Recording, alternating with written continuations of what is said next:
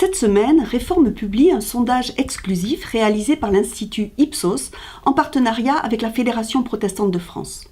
Il nous a paru intéressant et utile, 500 ans après la Réforme, de présenter le visage des protestants et des protestantes français d'aujourd'hui. Ce protestantisme, on le sait, est assez mal connu, peu visible dans la société. En effet, les protestants restent une minorité, 3% de la population française, une minorité qui pourtant est plutôt en progression. Dans le sondage que nous avions publié en 2010, ils étaient environ 2,7%. Ils passent à 3%. Ça signifie que le protestantisme, dans ses différents visages, continue d'attirer des hommes et des femmes.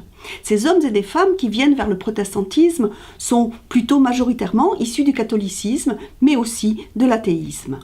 Ils se convertissent, ils viennent soit plutôt vers l'âge adulte ou à l'adolescence. Une autre des grandes découvertes de ce sondage, c'est que les protestants sont comparables à l'ensemble des Français.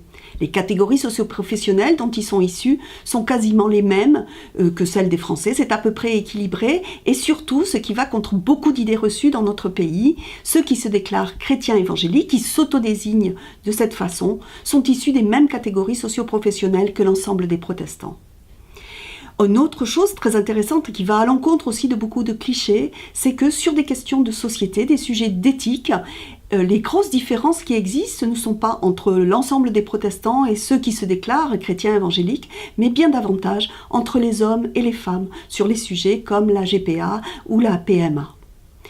Nous les avons aussi interrogés, ces protestants, sur leur rapport à la fin de vie et à la pratique culturelle, à la lecture de la Bible. Le rapport aussi notamment à la laïcité. Ces protestants, ces protestantes, très attachés à la laïcité, disent aujourd'hui qu'ils sont préoccupés par ce qu'elle devient cette laïcité.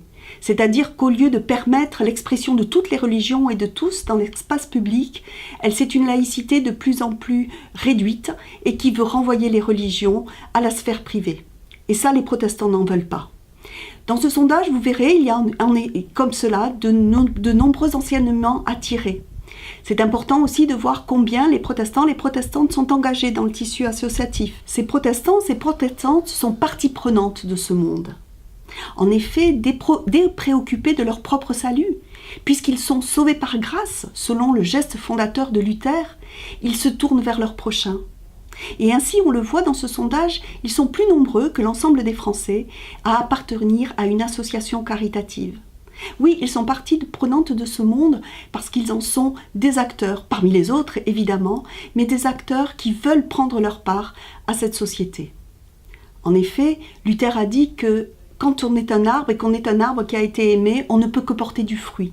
C'est ce que cherchent à faire les protestants d'aujourd'hui. Ces protestants, on le verra aussi dans ce sondage, ils sont divers, ils sont variés, ils pratiquent dans des temples qui sont très anciens ou dans des salles neuves.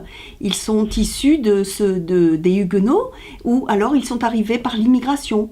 Mais ils sont tous, avec leurs visages différents, attachés à des mêmes pratiques que sont la lecture de la Bible et cette idée d'être sauvés par grâce.